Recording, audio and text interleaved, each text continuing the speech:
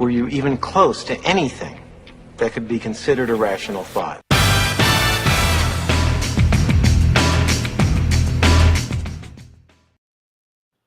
We have rational thoughts. We just love that clip because it's funny, because it's just like, are we going to have something interesting to say today? Welcome to the Author Brand Show. I'm your host, Doug Crow, and you're going to want to take notes today. I've got a very, very interesting guest about strategy and approaching how to build your business, how to manage it, how new detailed practice. Let me give you an actual official bio here. This gentleman's a corporate business veteran. He's a scientist, a musician, and he spent 25 years at DuPont in diverse leadership positions, including Director of Corporate Integrated Business Planning. That's a mouthful. His broad view of strategy innovation began and developing during his graduate research. So in addition to his studies, he has a musical background, which led him to recognize common adaptive patterns in the science and the arts. Same patterns he also found in business and technology at DuPont. And that's pretty cool. That's something I want to understand about, because a diverse portfolio of skills obviously has some benefit. We're going to talk about that with our guest today, Mr. Peter Compo. Peter, how are you today? I'm good, thanks. Glad to hear it. I love this combination of music and technology and what that all led you to. So tell us a little bit about your book. It's called Emergent Approach. Is that right? Mm-hmm. All right. The Emergent Approach to Strategy. The Emergent Approach to Strategy, even better. Okay, great. Tell us about that. What is it all about? Well, it's two things. It's a new theory of strategy where I actually derive the function and the definition of strategy from complex adaptive systems. And then the second part is applying that new theory to modify traditional practice of strategy. Now, obviously, there's a lot to this, and we're going to get into it deep as we can in the next 20, 30 minutes. It sounds on the surface a little bit academic and dry. Can you give us some real life examples of what it means? So the real life is that, and I'm not the first person to say this, the future isn't planned. We don't create a vision of the future and then go send our people off to just go ahead and make it happen. We know that doesn't happen. So if that doesn't happen, how does the future come about? Well, we adapt. We create visions, we create ideas, we create plans. And then as we start walking down the road, we find out what's different from what we thought, and we modify. And we take advantage of what we learn, and we take advantage of what's new and unexpected. So if that's the way the real world works, then shouldn't our strategy theory and shouldn't our strategy practice reflect that? I think if you would sum up the book, that's probably would be the best sum up. Right. And then how to make that happen, there's a lot of details. Yeah, because it sounds very reactive as opposed to proactive. That's probably the first, question that I would have. It sounds like I got to adapt what's happening. I can't lead. Well, this is, I think, a big misunderstanding about the concept of emergence. Mm-hmm. Ever since Henry Mintzberg, the strategist back in the 90s, in the rise and fall of strategic planning, kind of put out there, hey, look, it doesn't work the way these textbooks say it works. Real strategies emerge. I think there's been a misunderstanding about what that means. People take it to mean there's nothing. Just go do what you want to do, run experiments. But, no large corporation can work that way. There's got to be disciplines. So the disciplines are different. Not that there's no disciplines, not that there's no system to approaching it. I think that's a big misunderstanding. Okay, that's fair enough. I get that. We want to clarify the terms here. So give me a specifics on, you mentioned in one of the questions we put you earlier was bottlenecks, aspirations, right? There's an insight and strategies designed to implementing these things. Tell me what you mean by that. And then I want to hear a clear, real case example of it. Okay.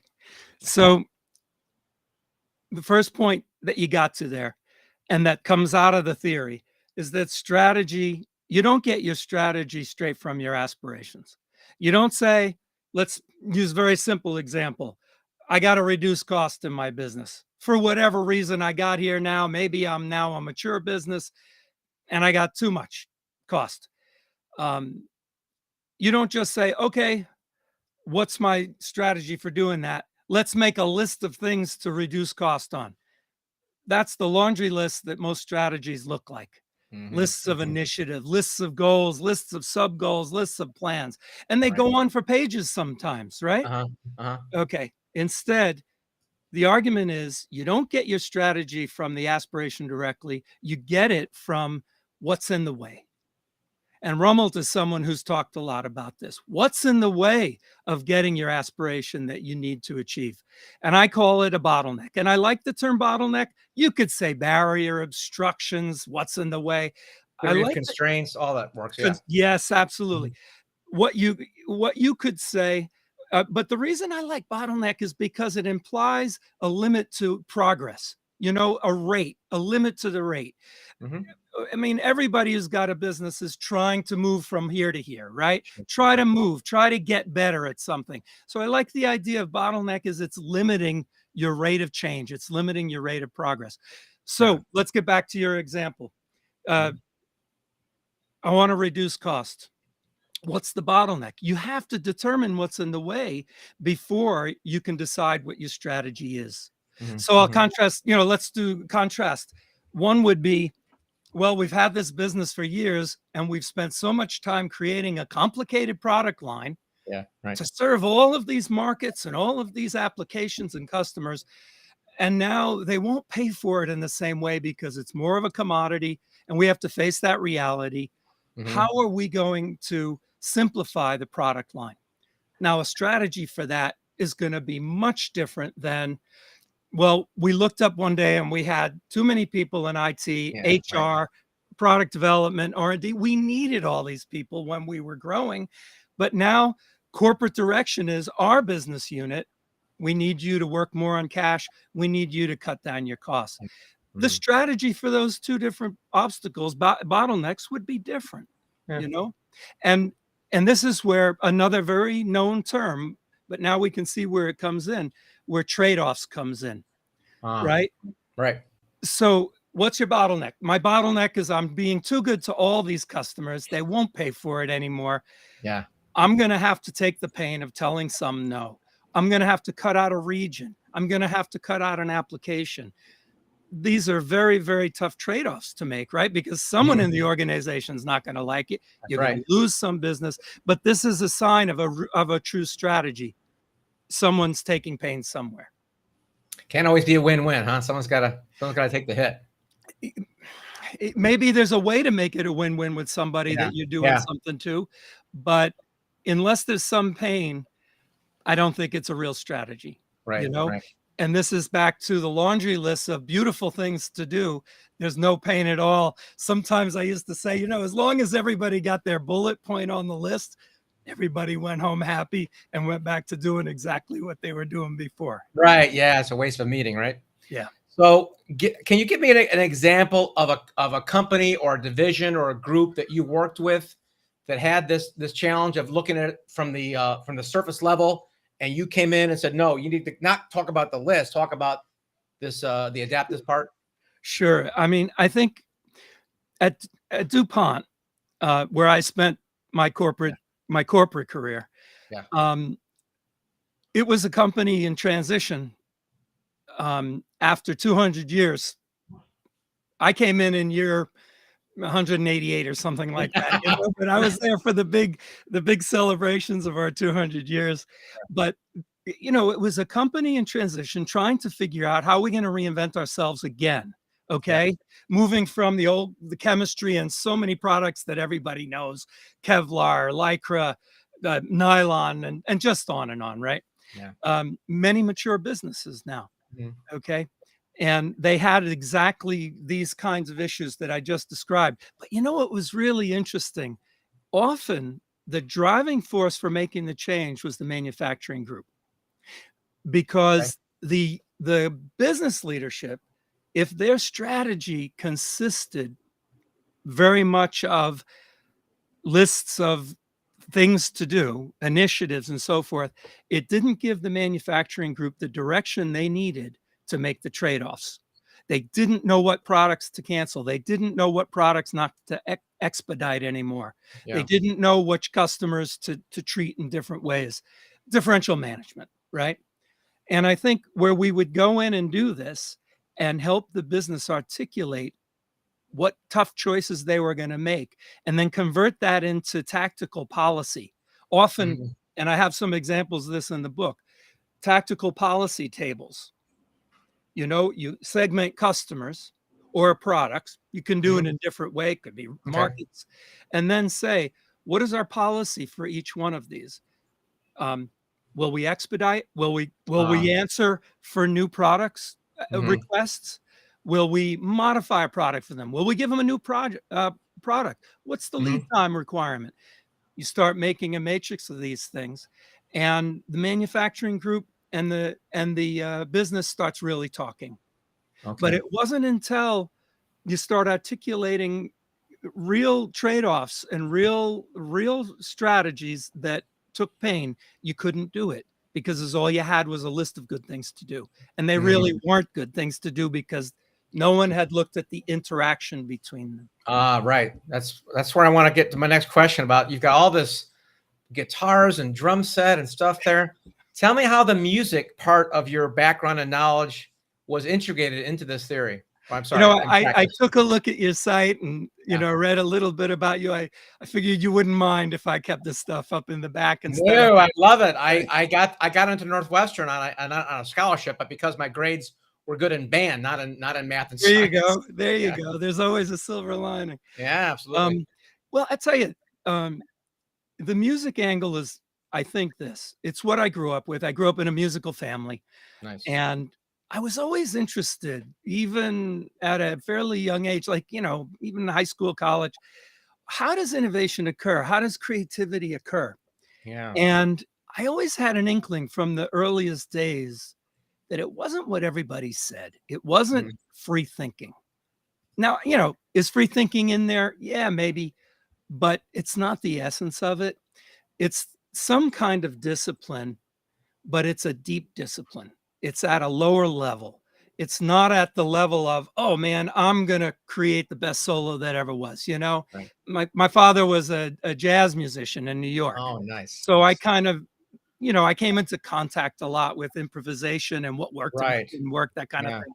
And, the guys who said, oh, I'm just going to do it. It wasn't it. It was the guys who had a discipline. They had a strategy without Wow. they couldn't tell you what it might be. Maybe a little. Charlie Parker developed his harmonic theories, about what would work and what wouldn't work. A lot of it I don't think was spoken. Let's back up for a second and explain to people the difference between improvisation and performing a sheet music, right? I mean, most things you hear out there in the regular music world is somebody who's like written a score, put the notes on a paper, and you play those notes, right? And the better you play it, the more money you can make, allegedly. Jazz specifically has a huge element of improvisation where, okay, we heard this tune, and then we do a breakout with some rhythm, and you just go and play something, and it just got to come to you. It feels like it's magic, like it's coming from the universe and going through your mouth, right? I play trombone. And now you're saying that obviously to be able to do that, you got to have maybe an intuitive sense of chords and notes and scales and things, so you don't do something that's bad or that's not gonna just gonna work. So that's what you mean on discipline. I get that, but there's another element than discipline. You also have to have, I don't know, curiosity or experimentation or something there, right? Oh, well, I think you're opening up another dimension of it. How do you Yeah. get there? What makes you want to put in the work? What makes you want to do something wonderful? It's almost this kind of drive, right? That's Mhm. internal. But Right. I think it's almost two different issues you're raising up here. Okay. One is, it would be the same in a business. What's your drive to make your business great? You got an idea, you want to bring it to the world. That's one thing, right? That's this creative drive. The other is, how are you going to do it? What's the discipline to doing it? What are the Right. underlying principles you're going to follow to make that happen? And Sure. I think you're absolutely right. Um, the Charlie Parkers of the world Yeah. would go into a room and practice for 8 hours a day, Yep. right? This enormous drive to be great and to find their voice and to find it. He also, at the same time, was working on new concepts that we call bebop now, right? Harmonic concepts, style concepts. The two went together, in a very powerful way. Right. So now that we understand the brilliance and beauty of music, specifically improvisation, connect the dots here on business in terms of how that revolves around, the adaptation process that you've authored here in this book. So this comes into the theory. So when I was, thinking about innovation all through my life, so I noticed in all these cases, and you asked me a question in your questionnaire, what's my favorite book? And I mentioned Marie Curie's biography written by her daughter, who happened to be a pianist also. Oh, I didn't know that. Okay, cool. Eve Curie. Yeah, she was living in New York. She lived to 104. When I was at City College reading her book, I didn't know she was living on the east side, on the Upper East Side. Crazy, 40 blocks away. But anyway, in this book, she talked about how Marie Curie her mother discovered radium, of course, her great momentous discovery. Right. And she didn't say, no, Marie went off and had all these great wild ideas. And she was more free thinking than everybody else. It was exactly the opposite. She and the line was she had eliminated all of the evident possibilities. Now she was forced to go to the unplumbed. She was forced to go where no one had gone before. Yeah, right. Okay. And a light bulb goes off. No, it's a destructive process. Creativity is a destructive process. And then that connected me to Darwin, because natural selection is a destructive process. It eliminates the unfit in a population, leaving the more fit the resources.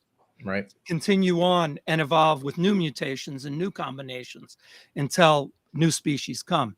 So then when I get into business, I say, well, we do a terrible job at predicting what's going to be be successful here. For sure. Nobody knows. DuPont, no different than anybody else, right? I use DuPont because I was there. Cool, but I know from what I've learned, no one does great at predicting, right? You might predict some things and you might get lucky sometimes. But I said, if we're so bad at predicting, how had all these great things developed? Right. You started to see the discipline come in.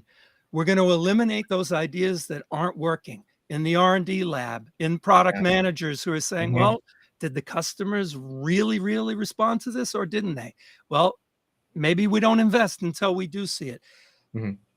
I saw over and over, it was constant discipline to eliminate that which was not interesting, leaving that what was interesting to evolve further. Okay. And that the discipline of running a business, and Steve Jobs said this, right, is the ability to say no. So if it's this constant effort to eliminate things, to reduce the unfit, to leave the more fit to evolve further, it sounded a lot like adaptive behavior to me. It sounded like music. It sounded like the discipline of music and all the things I had learned about scientific discovery. Yeah. Amazing. And at DuPont, 25 is DuPont. I know you weren't like in the, a research scientist or something, but I know they've got probably more patents than I can imagine. Were you exposed to the things that they created and the things that didn't go anywhere? Well, yeah. I mean, I saw things come and go like everybody. I mean, we would try new things, and I think they successfully tried some things. Oh, I remember some biodegradable forks and spoons and things like this, that the time might not have been right, and they let it go. I mean, in the lab, yes, we tried a lot of things, and every company does. I think you guys more than a lot, though. They did, but I was there towards the latter period. Most of the things you've heard of that they invented were invented earlier in the century, Yeah. the 20th century, but they're still a great company. They were still doing great things, even though they've been broken up for, Yeah. for several reasons. Yeah. But I think what I saw, to answer your question, is that where there was success and innovation, it wasn't just free thinking. It was disciplined thinking. It was analytical thinking. It I was, like that. does this really, really hold water? Are these arguments for real? Or are we just talking to ourselves? Or Right. are we wishing? Is it Mhm. wishful thinking? We need this to work, so we're Yeah. going to make it work. I think you saw that. And I've Yeah. tried to embody that in principles and in techniques that you can use, Sure. you know? And it's certainly true in literature, and we've got a whole app called the Hemingway app, which eliminates superfluous words. Like, nah, just get to the point. That's I, that is our true. company, we publish, dozens and dozens of books a year, and we have ghostwriters and authors come in, and Yeah. I look at these manuscripts like, would you cut out all these extra words? So then, like, just say it. Yep. It's Yep. it's interesting. Yeah. I'd like to use, I stuck another book writing phrase Yeah. in my book as an example. One that really stuck with me. You've got to kill your darlings. Yeah. And it's not only words, it's phrases, it's concepts, it's ideas, Right. right? Mhm. You, Right. it happens in music. You fall in love with a sound, with a Right. phrase, with a harmony, and Yeah. you gotta keep it. But the truth is, if it doesn't fit the system, you gotta kill it. Man, you're bringing me back to the day I played jazz trombone. Yeah. And I only got a chance to do improvisation in front of an audience, maybe 3 or 4 times. Mhm. I remember a couple of licks that I did that I felt really good. Hey, this is a good one. Ba-da-da, whatever it was. Sure, sure.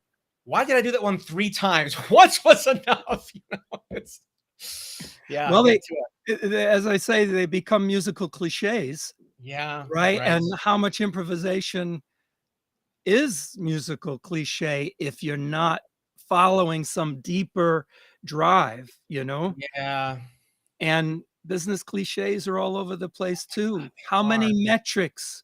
How many Oh my God. KPIs, even the word, how many strategies are a list of Oh my God. Yeah. Agile and Six Sigma, and all these things all just, the words? to death, overused. Yeah. We have a challenge when we do work with our authors. Sometimes, okay, and this is one of the questions I pose to my clients when they come to work with us. Okay, what can you say that hasn't already been said? And they go, "Oh, is that a requirement?" I said, "No, I'm just curious." Is it I a said, requirement? I "It's like it. it's okay because your perspective on an old idea might be valuable." I mean, a lot of things get rehashed and repurposed, and people go, "Oh wow, it's brand new." I'm like, I read that in the Bible. Come on, it's an old strategy, So it's interesting in terms of your emergent approach, which I'll let you say this. It's called emergentapproach.com is where you get the book, and the book title is Emergent approach to strategy, the strategy. Okay. adaptive design and execution. Right?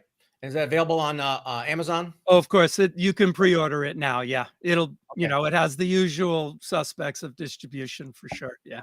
terrific. When's it gonna be out? First week in June, I think. Terrific. It All will right. be. You Well, can. whenever this recording is published, it'll be out. Trust me. It'll be out. Yeah. Yeah, it's out now. You can get. There's quite a bit on the website. Mhm. I'd made a choice to put what traditionally would be appendices Yeah. on the website instead of the book. I can Mhm. update them. I can add other information, and there's Mhm. book supplements, and Right. Right. there's also getting back to your question around, you know, methods and what is it. I Yeah. have kind of a little bit of a guidebook online that you can use to get through Mhm. the principles and kind of take a bit of a step by step, Yeah. even though the approach that I'm using, an emergent approach to strategy design, is a little bit different from the old chevron designs that you might see. First we're going to define our aspiration, then we're going to collect data, then we're going to blah, blah. And a lot of those parts are good. Yeah. My argument with them is you can't do them in parallel. You can't do them in series. You Right. Right. can't do one at a time. Okay. You have to think of it in parallel. And I do Right. call it an agile method from Yeah. this point of view. Not, oh, just everything good, fast, Yeah. responsive, perfect. Yeah. But you create a minimum viable strategy alternative matrix Okay. and then work it, live it, Oh, yeah. evolve it by stressing it and trying to destroy all the aspects of it. Wow. There you go. Don't hold water. Everything that outsiders, insiders, logic, models, whatever you want to throw at it. But don't say once you've stated your goals or done your research, you're done with that. Do it all together. Even put prospective strategies up there right from the beginning, Yeah. even if they're dead wrong. Put them up there to start the process. And so it's kind of the minimum viable software creation concept. Yeah. Instead Get of it MVP, it's MVS. I like that. Yeah, Get get out it the close and start minimum moving viable it along. strategy and then stress test it to see if it's true, if it actually works. That's good. Yes. Yeah. And there's a whole, there's a lot of details to this. You got to have principles for designing things and how to find bottlenecks, where to look for bottlenecks, how to test whether you got bottlenecks that make sense. I've also got 5 new tests of strategy. One's not exactly new. One's been used before, but as a set, they're new. Yeah. And I call them, in the spirit of taking away the bad, the 5 disqualifiers, 5 there you go. disqualifiers of strategy. So there's a lot of tools, but it all kind of can be brought back to this adaptive idea of the discipline to learn what isn't right and take that away. Love it. Love it. Well, Peter, it's great talking to you. I can't wait to take a look at your book. Folks, if you want to get a look at this thing, it's available on Amazon.com, and go to his website, emergentapproach.com, where you can learn more being an adaptive leader by being adaptive strategies here. Thank you so much, Peter. Appreciate your time. Thank you. You bet. And that concludes our show today for the Author Brand Show. Make sure you click below and subscribe because we've got some free stuff for you as well. Have a good one.